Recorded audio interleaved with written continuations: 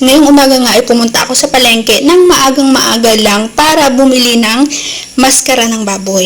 Kasi ito ay ang cravings for today's video. Sama-sama tayong matakam sa cooking vlog na ito. Tingnan nyo naman si kuya kung gaano siya ka-expert magbalat at magtanggal ng maskara ng baboy. Kalahating maskara ng baboy lang guys yung binibili ko dyan. Nag-abot na nga ako ng bayad na 1,000 pero sabi ni ate wala siyang barya.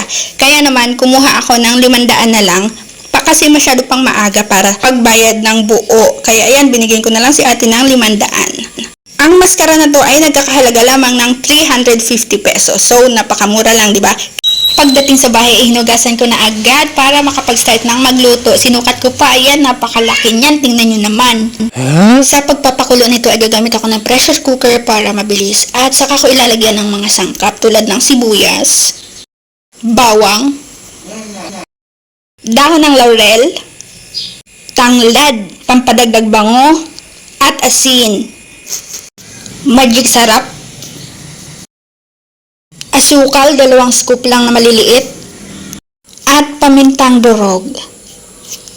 Okay na yan, tatakpan ko na at ilagay sa aking kalan. Pakukuluin ko lang to ng 45 minutes sa aking pressure cooker. Ang pag-start niya ng oras ay kapag nag-start nang mag-whistle ang aking pressure cooker.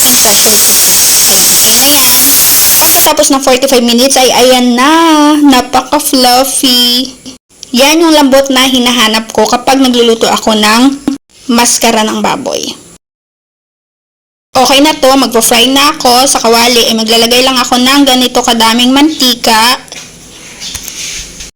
Ito yung tip ko sa inyo, kapag nagluluto kayo ng maskara ng baboy, pwede nyo nang ilagay sa mantika kahit hindi pa siya mainit para hindi kayo maputukan ng mantika. Kasi medyo delikado ang pagluluto nito, talagang sasabog yung mantika. Tapos pwede nyo siyang takpan.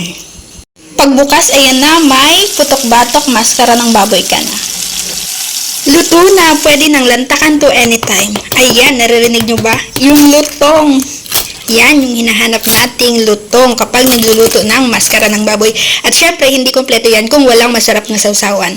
Eto lang yan, i-combine mo lang yung sili, pipino, sibuyas, luya, vinegar, asin, asukal, at may masarap ka ng sausawan partner sa iyong crispy maskara ng baboy.